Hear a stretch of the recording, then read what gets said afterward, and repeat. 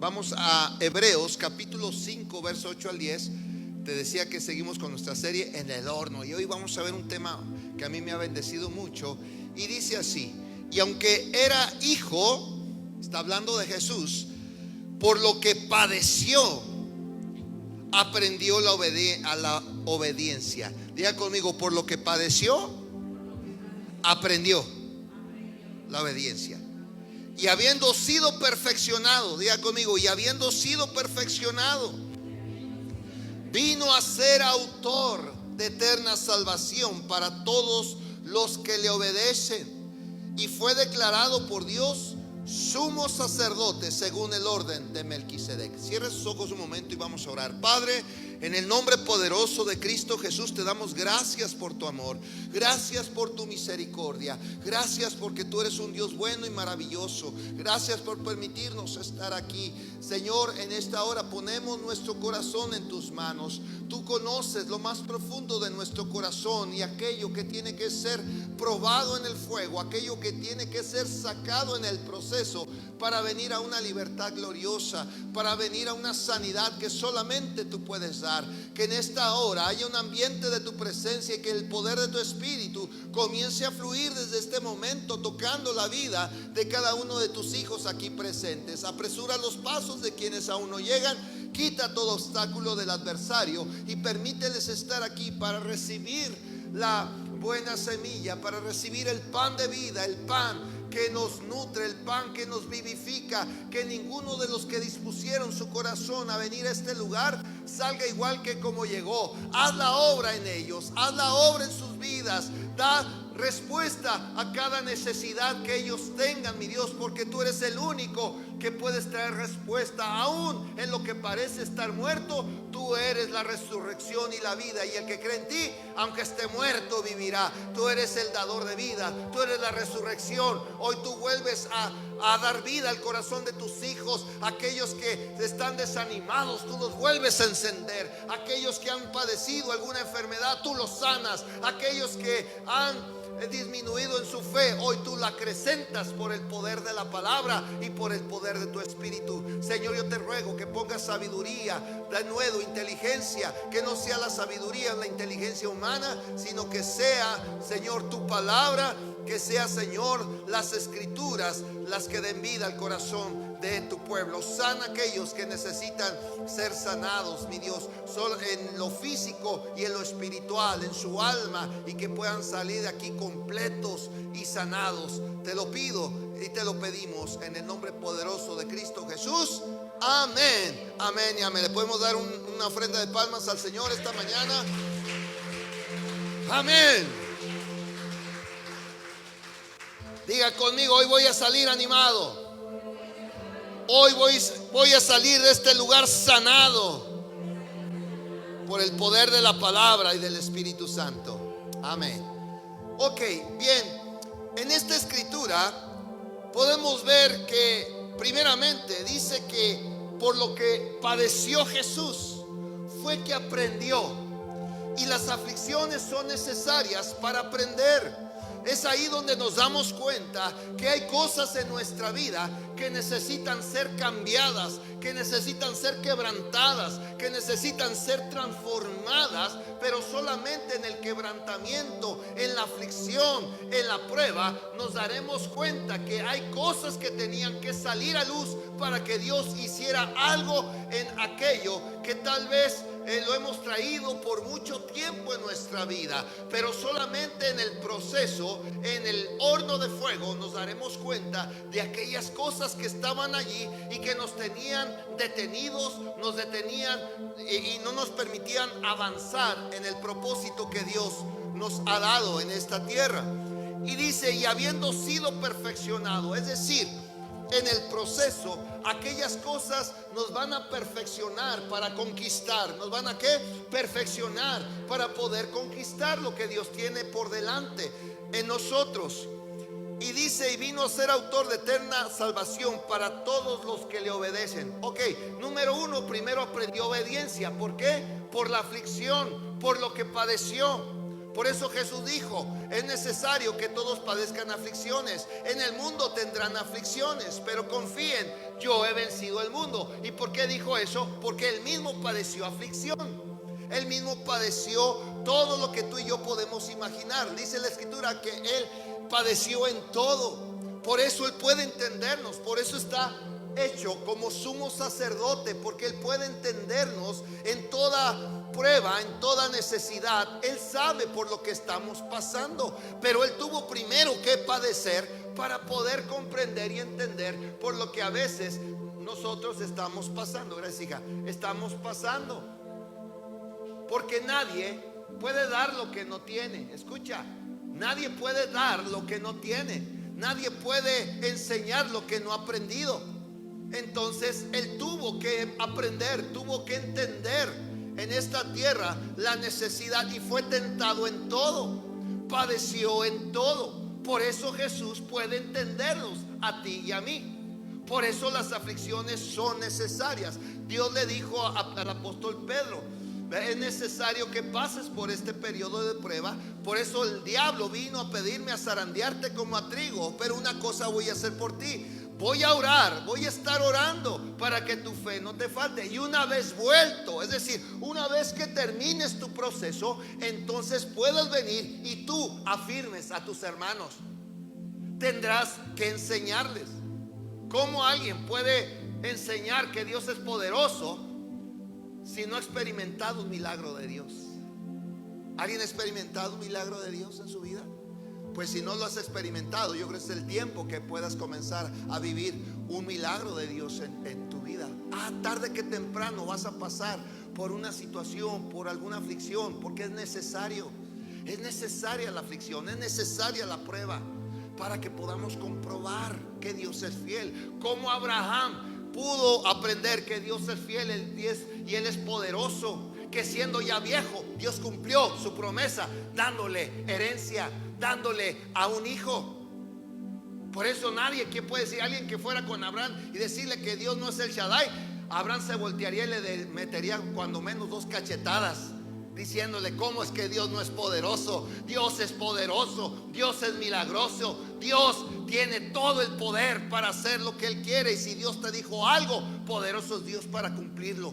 Amén, amén. Por eso es necesario pasar.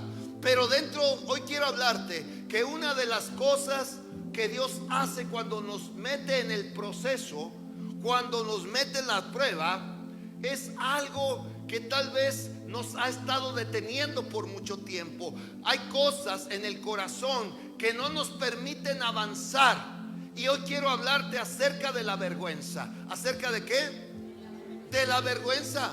Porque tal vez fuimos avergonzados desde muy pequeños. Tal vez pasaste por una situación traumática que trajo vergüenza a tu vida, y Dios tiene que usar el horno de la prueba para sacarte de ahí, para sanarte, porque el único que puede sanar se llama Jesús. Amén, amén. Entonces, en el proceso de cualquier prueba puedes sentir vergüenza. Podemos sentirnos avergonzados por lo que nos está pasando. De repente estamos teniendo un buen trabajo y al día siguiente estamos en la calle. Hoy podemos estar sanos de salud y tal vez mañana estamos padeciendo una enfermedad que nos avergüenza, que tal vez nos da pena decirle a la gente que estamos teniendo. Hay tantas cosas en la vida que pueden traer vergüenza. Job fue uno de ellos. Él estando siendo rico, teniendo su familia, teniendo ganado, teniendo parcelas, teniéndolo todo, un día estaba en la calle rascándose las llagas y haber perdido a toda su familia.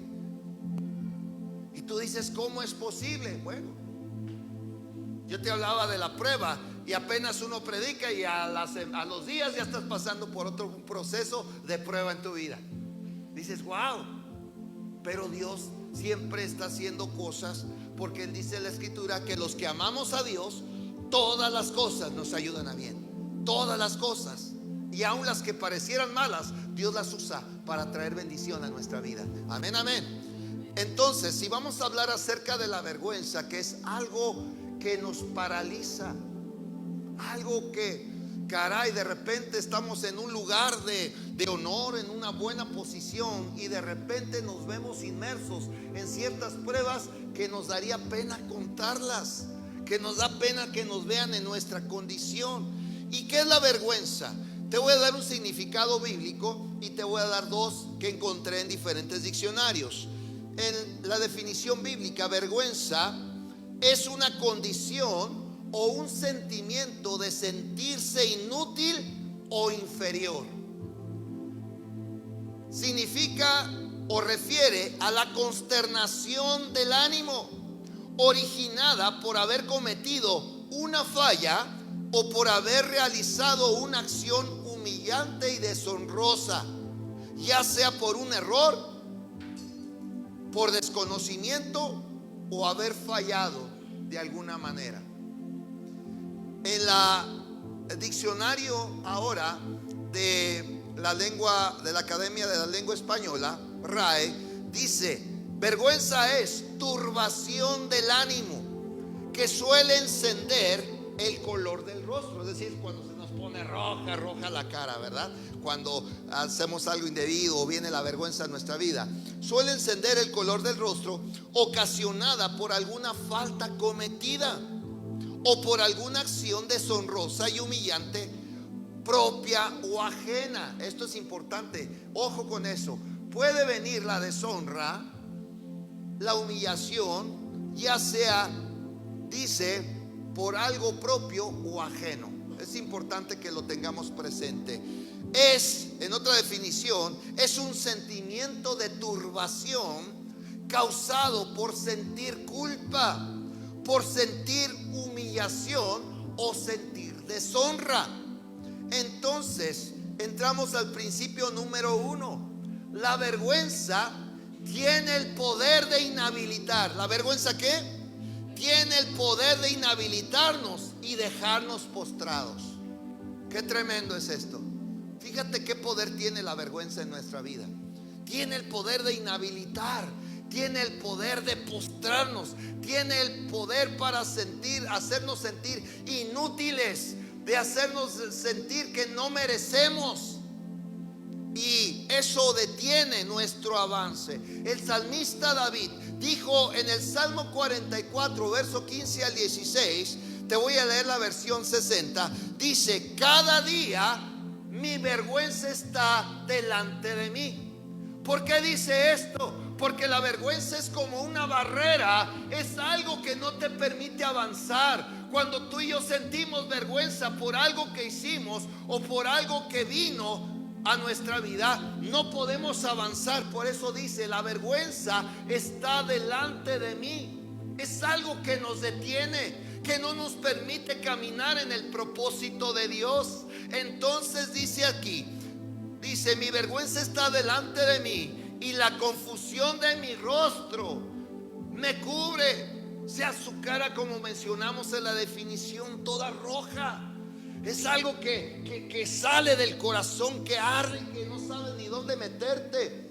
Dice: no se alegren de mí mis enemigos, ciertamente ninguno de cuantos esperan en ti serán confundidos, serán avergonzados los que se rebelan sin causa.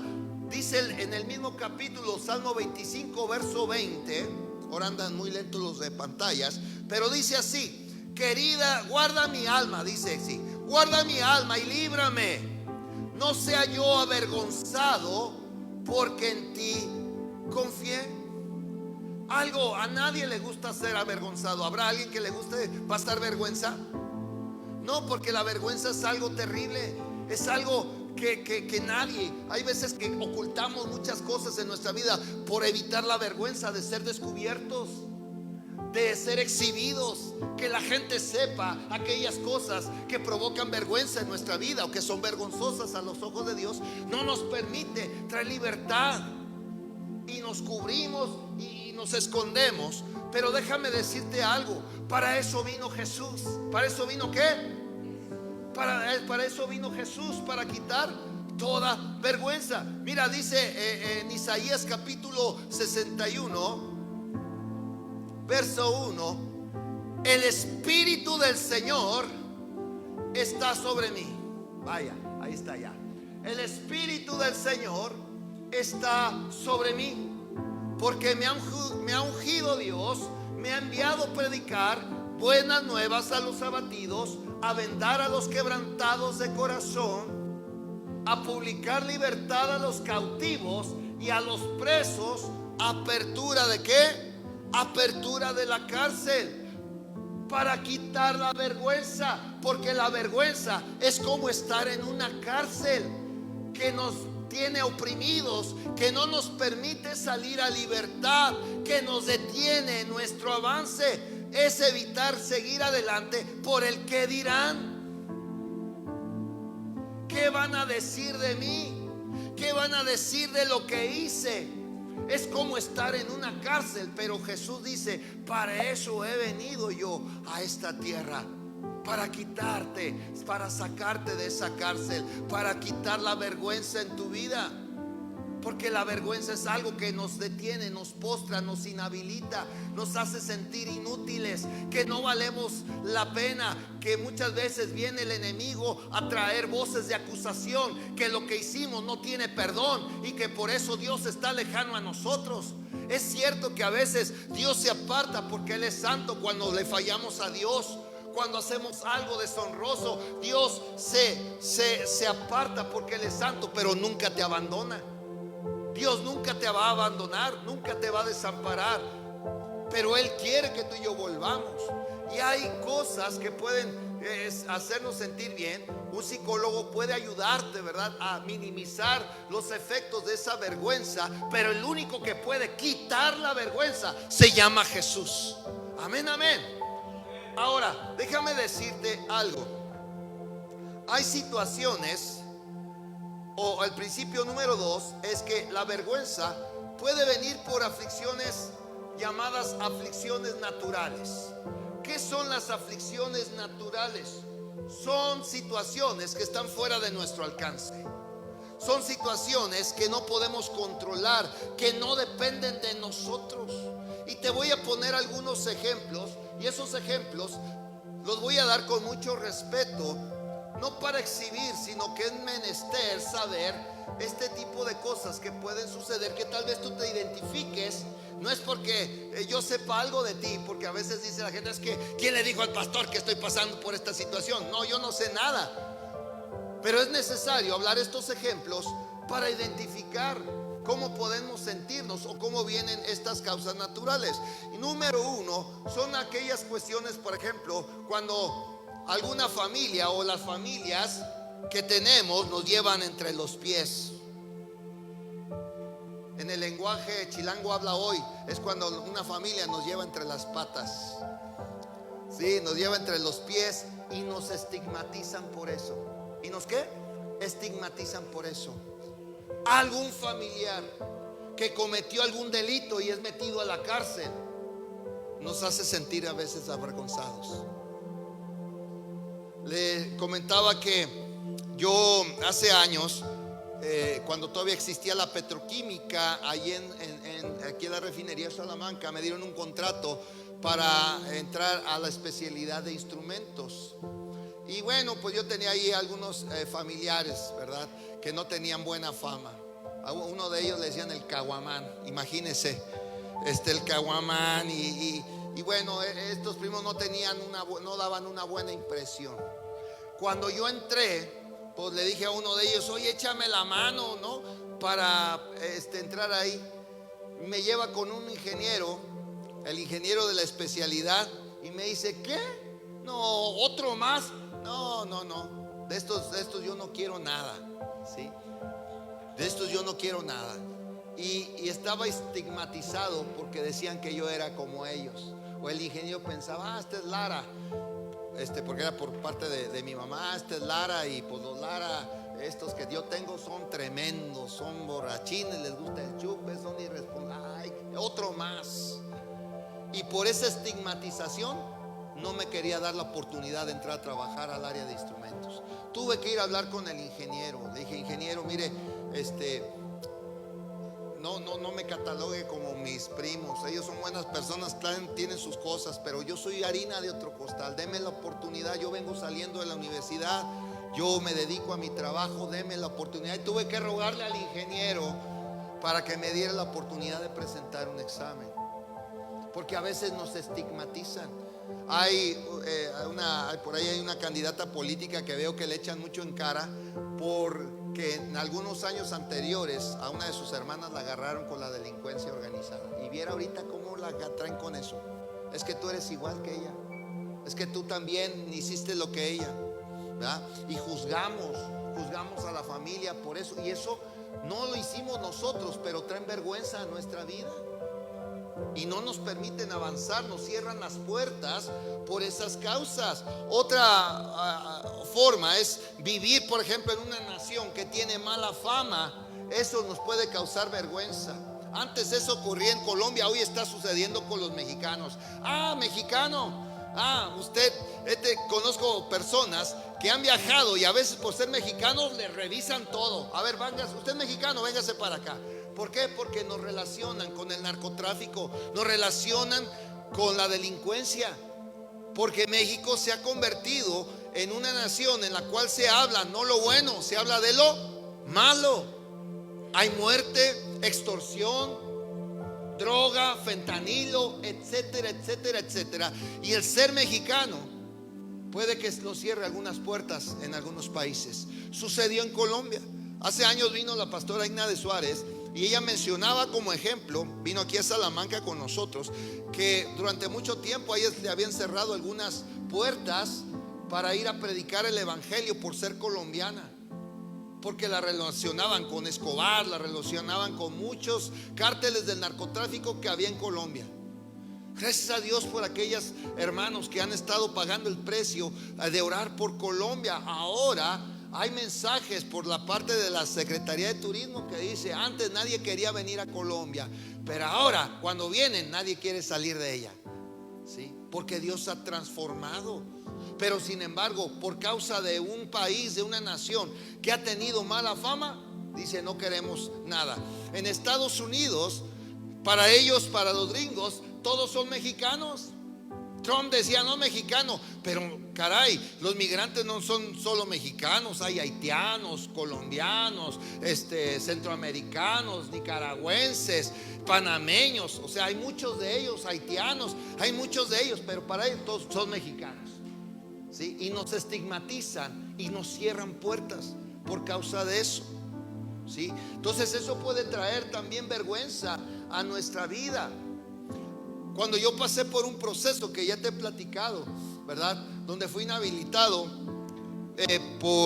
me dieron como si fuera un delincuente, que se me hubieran agarrado robando gasolina. 10 años de inhabilitación.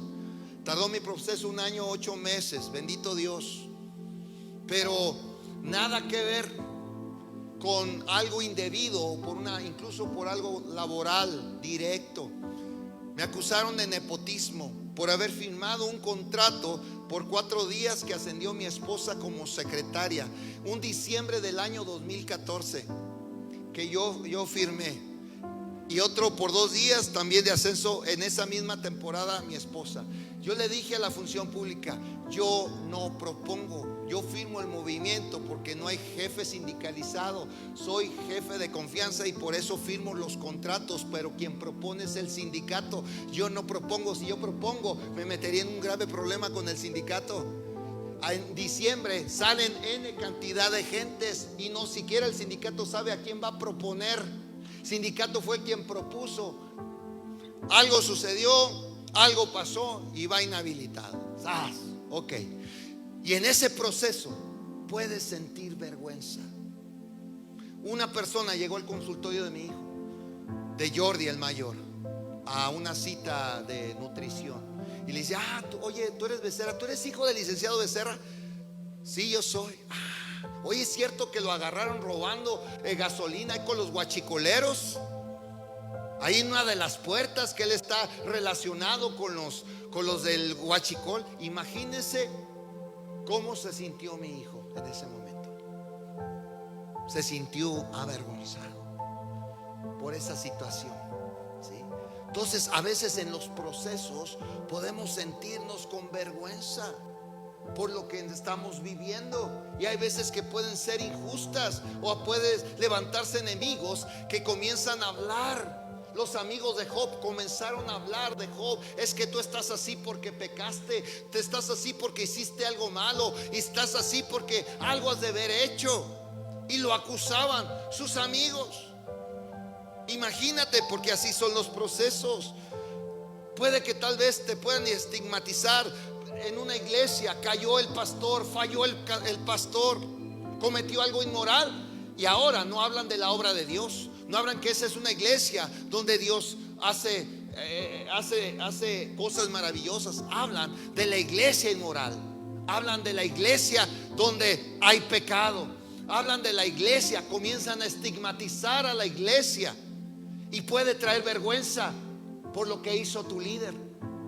Yo no sé si has pasado por situaciones que ha hecho tu padre o tu madre que te han avergonzado, o algunas cosas que ha hecho algún líder en tu vida que tú has amado, que has sentido admiración, y de repente sientes vergüenza porque falló, porque hizo algo que no debía, y comienzan a estigmatizar, y que dices: yo mejor de aquí me voy porque van a decir que yo soy igual. ¿Sí o no? Hay muchas cosas que pueden traer vergüenza, pero entro al principio número 3. Hay alguien que sí quita vergüenza, y ese se llama Jesús. Jesús quita toda vergüenza. ¿Jesús qué? Quita toda vergüenza. Y dice la escritura en Lucas capítulo 1, versículo 24 al 25. Te voy a leer la versión Nueva Traducción Viviente, la NTV, si me la ponen por favor. Y dice aquí: poco tiempo después, su esposa Elizabeth quedó embarazada y permaneció recluida en su casa durante 5 meses.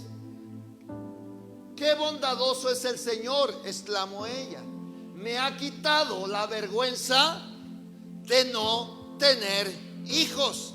¿Qué le quitó el Señor? La vergüenza. ¿Quién era Elizabeth? Elizabeth era esposa de un sacerdote llamado Zacarías.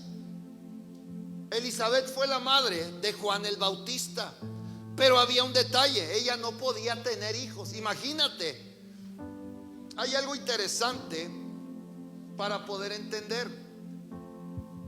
En la Biblia entendemos la escritura, o se nos revela a través del concepto, el contexto histórico gramático. Y en el contexto histórico de esta porción de la escritura nos habla que en ese tiempo, para esa cultura, porque en cualquier cultura puede haber situaciones que nos pueden poner en una condición vergonzosa, y en aquel tiempo y en aquella cultura el no tener hijos era algo muy vergonzoso, porque a la mujer la señalaban como una mujer pecadora, una mujer que había fallado a Dios, una mujer que venía bajo un contexto de maldición, y no era bien vista a los ojos del pueblo de Israel.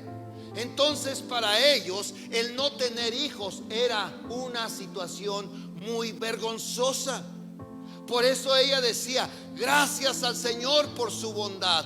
Dios es bueno porque ha quitado de mí la vergüenza. En Génesis capítulo 30 hay muchos ejemplos. Podemos encontrar Génesis capítulo 30 en el verso 22 y 23. Nos habla de una mujer que dice en la versión 60: y se acordó Dios de Raquel. Ahí está. Y la oyó Dios. ¿Y qué le concedió? Hijos. Y concibió y dio a luz un hijo, y dijo: Dios ha quitado mi afrenta. En otras versiones dice: Dios ha quitado mi vergüenza. Porque eso era vergonzoso, el no tener hijos. En el libro de Samuel nos habla de una mujer también llamada Ana, que no podía tener hijos. Y en aquel tiempo había un hombre que tenía a 2 esposas. Tenía a Ana y tenía ¿a qué? A Penina. Y Penina sí podía tener hijos. Y dice que ella hacía escarnio de Ana porque ella no podía tener hijos. Era algo muy sumamente vergonzoso. Y dice que ella lloraba amargamente hasta que un día fue y clamó. Y por si fuera poco, al estar llorando y derramando su alma delante de Dios en voz baja, el sacerdote que la vio le dijo que si estaba borracha.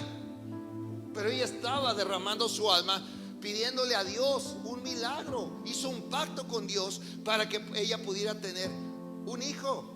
Y es ahí que nació Samuel. Pero era una cuestión de vergüenza tremendo. Y el único que podía quitar la afrenta, como ellos dicen, te comentaba anteriormente, habrá gente especialista, psicólogos que te pueden ayudar, darte algunos tips para que puedas lidiar con tu vergüenza. Pero el único que saca de raíz el origen que causa tu vergüenza o que causó tu vergüenza se llama Jesús. Y quiero terminar con un ejemplo que a mí me encanta, porque es un ejemplo donde a veces pareciera que Dios permite que seamos avergonzados de más. Pero Él hace una obra maravillosa. Él nos hace entender su carácter, su gracia y su amor para sanarnos de toda vergüenza. Y quiero que me acompañes al libro de Lucas capítulo 8, verso 43 al 48.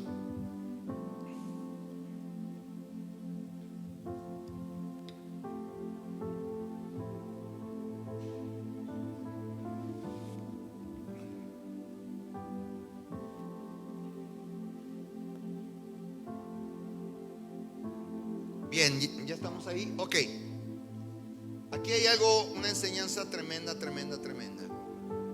Dice así: pero una mujer que padecía flujo de sangre desde hacía 12 años y que había gastado en médicos todo cuanto tenía y por ninguno había podido ser curada, se le acercó por detrás y tocó el borde de su manto, de su fleco, y al instante se detuvo el flujo de sangre. ¿Cuándo se detuvo? Al instante. Entonces Jesús dijo: ¿quién es el que me ha tocado? Y negando todos, ¿quiénes negaron? Todos, dijo Pedro y los que con él estaban: maestro, la multitud te aprieta y oprime, y dices: ¿quién es el que me ha tocado? Pero Jesús dijo: alguien me ha tocado, porque yo he conocido que ha salido poder de mí. Entonces, cuando la mujer vio que no había quedado oculta, vino temblando y postrándose a sus pies, le declaró delante de todo el pueblo. ¿Delante de quién? ¿Por qué causa le había tocado? Y cómo al instante había sido sanada. Y él le dijo: hija, tu fe te ha salvado, ve en paz. Déjame explicarte esta porción porque hay mucha enseñanza en esto, y con esto voy a ir prácticamente finalizando. Y quiero que veas el concepto. Dice que esta mujer tenía ¿cuánto tiempo? 12 años con flujo de sangre. Y este problema lo conocen las mujeres. He conocido mujeres, y lo digo con mucho respeto, cuando están en su costumbre, ha habido accidentes. He tenido compañeras, amigas, gente cercana que sin darse cuenta de repente se manchan el pantalón. Y cuando esto sucede y se dan cuenta, o tú le dices: ¿sabes qué? Mírate, te presto en buena onda esto porque te manchaste. Y para mala suerte traen un pantalón claro, blanco. ¿Qué se siente? ¿No sienten vergüenza? Es una cosa bien vergonzosa, que a veces si tú en buena onda le dices: te presto mi suéter, te presto esta prenda para que te tapes, a veces hasta te miran con vergüenza por esa situación, ¿sí? Porque es sumamente vergonzoso. Y esta mujer vivía todavía en un contexto más complicado. Ella estaba viviendo los tiempos de Jesús, todavía vivían en el tiempo de la ley, donde la ley de Moisés decía que una mujer que estaba en el costumbre de las mujeres era considerada inmunda. ¿Qué significa eso? Que una mujer que estaba en sus días tenía la facultad de tocar, que cualquier cosa que tocare quedare inmundo. Había inmundicia. Y ella tenía la obligación de declararlo para que nadie se acercara. Ella tenía que estar en su casa. Hasta donde se sentaba era inmundo. Y tenían que decir: soy inmunda, soy inmunda. ¿Para qué? Para que nadie la tocara. Qué tremendo, ¿verdad? Pero dice aquí que esta mujer se atrevió a ir entre la multitud. Y una multitud no poca. Yo creo que si no había cientos, había miles. Veía un video en YouTube donde hay un hombre considerado que es el verdadero Mesías por los judíos ortodoxos, que es el verdadero Mesías. Y cuando se presentó por primera vez en Jerusalén, había una gran multitud que lo rodeaba. Está chavo, tiene como 30, 32 años. Este doctor de la ley, muy reconocido porque conoce perfectamente las escrituras y es una eminencia, y lo respetan y creen que es el Mesías. Y ves el video y lo rodea una gran multitud. Yo me imagino también la gente que rodeaba a Jesús, porque era considerado como el rabino, era considerado como rabí. Le decían los mismos fariseos, como Nicodemo: oh rabí, le decían, maestro, sabemos que tú provienes de Dios, porque las cosas que tú haces no las harías si Dios no estuviera contigo. O sea, era muy respetado. Los doctores de la ley no se atrevían a pelear con Jesús por las cosas que pudiera decir el pueblo. Y Jesús tenía siempre una respuesta que los dejaba a todos callados. Era muy respetado. Imagínate una mujer que no podía tocar a nadie porque podía hacerlo inmundo. Ahora si ella se atrevía a tocar a un líder, a un rabino, a alguien tan respetado como Jesús, y en su inmundicia irlo a tocar. ¡Qué tremendo! Pero ella en su necesidad, ¿pero ella en qué? En su necesidad de ser sanada. ¿Y cuántos de nosotros necesitamos ser sanados? Tal vez no de esa enfermedad, pero alguna otra situación en nuestra vida, que tal vez alguien te marcó desde niño, alguien que abusó de ti, alguien que te violó, alguien que hizo algo indebido, algo que hiciste y que causó un gran problema, y eso trae vergüenza en tu vida y que no te ha permitido avanzar. Pero dice que esta mujer era tanto su necesidad de ser sanada, 12 años considerada inmunda, no podía socializar con nadie, no podía estar cerca de alguien, no podía ir a alguna fiesta, no podía ir a algún evento porque era inmunda. Y por si fuera poco, había gastado todo lo que ella tenía en médicos y nadie la había podido sanar. Era grande su necesidad. Y ella, no importando, comenzó a abrirse paso entre la multitud. Comenzó a tocar a centenares, a mucha gente para llegar a Jesús. Yo no sé si tú has ido a algún concierto de algún artista favorito y tú quisieras abrirte paso para llegar con esa persona y poder tocarlo. Ella se esforzó para llegar, y cuando lo toca, le hago una pregunta: ¿usted cree que Jesús no sabía la condición de esa mujer o quién la había tocado? Claro. Pero entonces, ¿por qué Jesús tiene que decir en voz alta: ¿quién me ha tocado? ¿La quería avergonzar? ¿Por qué lo dijo? O esta mujer con la vergüenza. Mira, una vez entré a un baño de mi oficina y había una persona de mantenimiento, una mujer. Sin querer, pues bueno, era el baño de mi oficina. Yo entré y la agarré haciendo pipí. Y cuando me vio rápido se levanta el pantalón. Ay, discúlpeme. Y cerré yo el baño. Y cuando salió le dije: señora, disculpe. Me hace así, como diciendo: no diga nada, cállese, no diga nada. Ya yo me callé, ¿verdad? Pues no era mi intención, o sea, pues era el baño de mi oficina. Y yo dije: bueno, pues yo entro confiadamente, ¿no? Pues, no, y ahí la encontré a ella. A lo mejor tenía tantas ganas, no lo sé, no le pidió permiso a nadie, no avisó a nadie y se metió pero la caché sin querer. Y esa fue su reacción. Su reacción fue, o sea, como diciendo: no, cállese, no diga nada, no diga nada. Ya me quedé callado. Y esta mujer pudo haber dicho lo mismo: Señor, pero si tú ya lo sabes, ¿para qué me tienes que avergonzar? ¿Para qué tienes que decirlo? Y no hay ni una ni dos personas, hay cientos de gentes.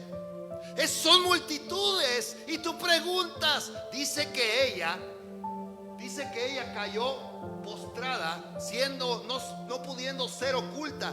La primera vez preguntó Jesús y todos dijeron: no, nadie te tocó. Ella no habló, ella se quedó callada, no dijo nada. Pero Jesús vuelve a preguntar: ¿quién me ha tocado?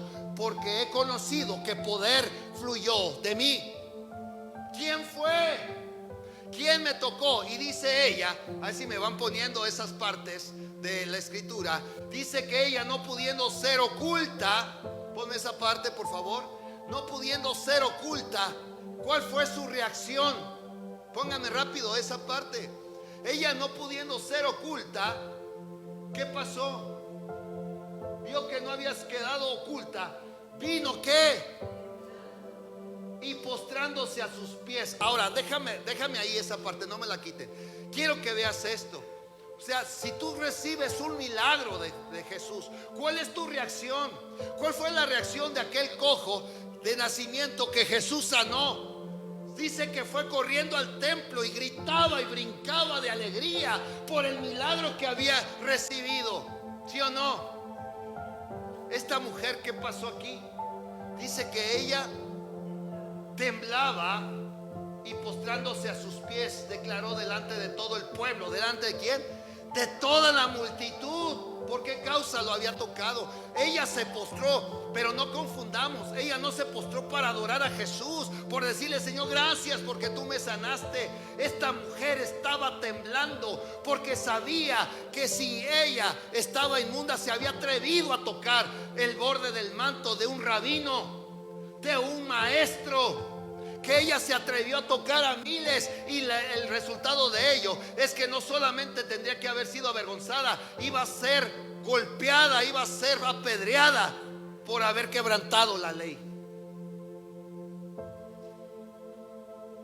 Y ella se postró, pero llena de temor. Tenía miedo, porque no solamente el resultado de haber quebrantado la ley es que todavía había Jesús. Le preguntó delante de la multitud, y como ella diciendo: Señor, otra vergüenza más. ¿No te basta que yo esté padeciendo todo este problema durante tantos años? ¿No te duele por lo que yo he pasado? ¿Por qué me tienes que avergonzar delante de la multitud? Pareciera que Jesús es insensible, pero sabes, ella declara: Señor, yo hice esto. Y dice que comienza a platicarle, a declararle delante de todos por qué causa le había tocado. Ella esperaba una reprensión, ella esperaba el peor castigo, ella esperaba lo peor, es una vergüenza que no podía ocultar, y que el maestro la iba a regañar, avergonzar de todo un pueblo. Ese era lo que ella pensaba. Y eso es lo que a veces muchos pensamos, que nos sentimos inhabilitados, avergonzados, damos una apariencia de que nada pasa, que nada sucede, pero por dentro hay una carcoma en nuestro corazón que no expresamos porque hay vergüenza en nuestra vida. Vergüenza porque tal vez matamos a alguien, vergüenza porque tal vez hicimos algo muy vergonzoso que marcó nuestra vida. Y tenemos temor a ser descubiertos, tenemos temor a que ser exhibidos. ¿O a alguien le gusta ser exhibido? Pero eso sucede cuando no entendemos el carácter de la gracia y del amor de Dios en nuestra vida. ¿Cuál fue la respuesta de Jesús? 48. Y Jesús dijo: vas a morir, vas a ser apedreada. ¿Por qué, siendo inmunda, viniste delante de mí y me tocaste? ¿Por qué no declaraste conforme a la ley que eras inmunda? ¿Dijo eso Jesús? ¿Qué dijo Jesús? Hija. ¿Qué le dio? Primeramente, ¿qué le dio a ella?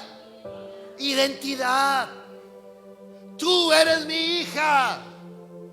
Tú eres mi hija. Hija. No le dijo mujer.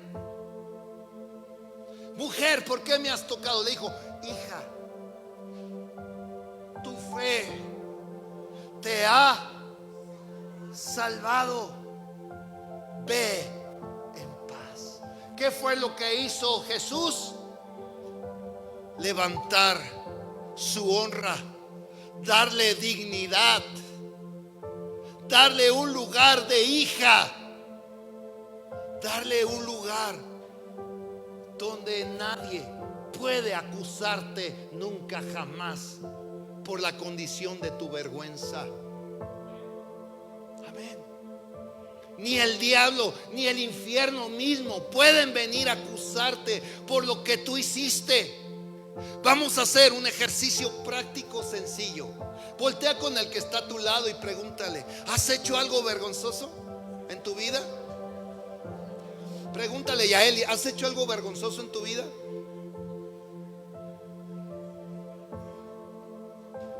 ¿Has hecho algo vergonzoso en tu vida? Ahora, hasta ahí. No te sueltes declarando, hasta ahí. Ahora ustedes pregúntenme: pastor, ¿usted ha hecho algo vergonzoso en su vida? Si yo te platicara las cosas que yo he hecho, créeme que tú dirías: no es posible que ese hombre esté predicando la palabra. No es posible que ese hombre, con lo que él ha hecho, esté aquí compartiéndonos de Jesús. Porque la vergüenza te paraliza, la vergüenza te deja postrado, te deja inútil, te deja: yo no soy digno de estar en los caminos del Señor. Y por eso mucha gente que siente vergüenza deja de ir a la iglesia, por la vergüenza, la acusación que hay en su corazón, por las cosas que hizo. Pero eso sucede cuando no entendemos el carácter de Jesús, que Dios es amor y que Dios es misericordioso. Nada puede acusarte. Dice la escritura que ya fue echado el acusador de nuestros hermanos, ya fue echado fuera de la presencia de Dios. Ponme Hebreos 4:16, y este verso a mí me encanta. Hebreos capítulo 4 verso 16. Y esto es lo que Jesús quiere decirnos a ti y a mí. Háblale a Eric, por favor, para que pase rápidamente. Pase la alabanza, por favor. Dice aquí: acerquémonos pues, ¿cómo? Confiadamente. ¿A dónde? Al trono de la gracia. ¿Para qué? Para alcanzar misericordia y hallar gracia para el oportuno socorro. Y lo que Dios está diciendo: puedes acercarte confiadamente. No importa lo que hayas hecho, no importa lo que hayas dicho, no importa cómo esté tu situación, puedes venir confiadamente. Es decir, puedes venir conmigo sin vergüenza. Bueno, algunos que son sinvergüenzas, ¿verdad? Ven sin vergüenza. No, no está diciendo eso el Señor. Está diciendo: ven a mí sin la vergüenza. Sin vergüenza, que no haya vergüenza. Ven delante de mí. ¿Cómo? Confiadamente. Porque quien conoce el carácter de Jesús dice que el Señor no echa fuera que al de corazón contrito y humillado. El Señor nunca le echa fuera. Nunca le echa fuera. Y es lo que dice Jesús: ven a mí confiadamente al trono de la gracia, para que puedas alcanzar misericordia y hallar gracia para el oportuno socorro. Dios no está aquí, Jesús no está para condenarte, Jesús no está para decirte es que eres un malvado. No le dijo a Pedro, es que él iba a entrar en un proceso donde Pedro, al fallarle, el Señor le dijo, le advirtió: el diablo ha venido para zarandearte como a trigo, pero algo voy a hacer por ti. Voy a estar orando para que tu fe no te falte. Y una vez que termines tu proceso, una vez que vuelvas, vengas y afirmes a tus hermanos, porque nadie puede dar lo que no sabe, nadie puede enseñar lo que no ha vivido. Por eso Jesús tuvo que padecer para aprender obediencia, y por la obediencia llegar a ser nuestro sumo sacerdote, porque Él te va a entender cuando pases por una vergüenza, cuando pases por una situación complicada y difícil donde dices: no merezco el amor de Dios, no merezco tu perdón, no merezco ser llamado tu hijo. Como dijo aquel joven que salió de la casa de su padre: Padre, no merezco ser tu hijo, no merezco ser tu hijo. Recíbeme como uno de tus obreros, recíbeme como uno de tus sirvientes, porque no merezco, me siento avergonzado, me siento que no valgo la pena, siento que no merezco tu amor, perdóname. ¿Y qué hizo ese padre? Lo acusó, le dijo: ya ves, yo te dije que no te fueras, que no malgastaras tu dinero. ¿Cuál fue la reacción? Dice que fue y lo abrazó y lo tomó del cuello y lo besó. Y ordenó que trajeran un calzado nuevo y unas vestiduras nuevas. Mataron al becerro más gordo y hubo una gran fiesta. Porque ese es nuestro Dios, mi amado. Porque podemos ir a Él confiadamente como nuestro Padre. Él nos da identidad. Si tal vez tú pediste tu identidad, un amigo mío que ya vino a predicar, el pastor Antonio Cheliento, ¿cuántos se acuerdan de él? Algún día va a volver a venir. Él nos confió, él abrió su corazón, que él fue violado por sus amigos. Bueno, dice que amigos, ¿verdad? Y que él, eso fue una carga. Sentía que perdía su identidad como varón, como hombre, por lo que le habían hecho. Hasta que se encontró con Jesús, y Jesús le volvió a dar identidad. Y eso es lo que el Señor hace, nos devuelve la identidad. Levanta mi cabeza. Muchos son los que se levantan contra mí, muchos son los que se burlan de mí, diciendo: no hay salvación para él. Mas Dios es el que levanta mi cabeza. En Él hay salvación, en Él hay restitución, en Él hay una nueva oportunidad, en Él todas las cosas son hechas nuevas. Segunda de Corintios 5:17. De modo que si alguno está en Cristo, nueva criatura es. Las cosas viejas, las cosas vergonzosas, las cosas que te señalaron son viejas. He aquí que en Jesús todas son hechas nuevas, porque es su gracia y su amor que te envuelven y te hacen una nueva persona, te dan identidad, te hacen decir: tú eres mi hijo, tú eres mi hija, y yo no te desecho. Ven, ven, que hoy yo te voy a restituir. Y ese es nuestro Dios, el Dios que no nos avergüenza, el Dios que no desampara, el Dios que no te deja, el Dios que te da identidad, el Dios que afirma tus pasos y te dice: tú eres mi hijo, tú eres mi hija. Dios nunca te va a dejar, es el único que puede quitar toda vergüenza. Y hoy Dios quiere sanar tu corazón. Si tú te has sentido con vergüenza en tu corazón por alguna cosa que hayas hecho, algo que dices: es que esto no me ha dejado avanzar porque no me siento digno de buscar a Dios. Eso es lo que hace el diablo. Cuando tú y yo fallamos, lo primero que viene es una acusación por lo que hicimos. Es hacernos sentir mal, es hacernos sentir que no merecemos el amor de Dios, es hacernos sentir de que no merecemos su gracia. Y si nos dejamos engañar, el diablo nos va a paralizar y nos va a alejar de Dios. Pero Dios no quiere eso. Dios quiere que volvamos a Él confiadamente al trono de su gracia. para encontrarnos con su amor, para encontrarnos con su perdón, para encontrarnos que Él es un Dios maravilloso, que Él no vino para avergonzarte, sino que vino para quitar tu oprobio, para quitar tu vergüenza, para limpiarte con su sangre. Ponte de pie en esta hora y comienza a decirle: Padre, te amo.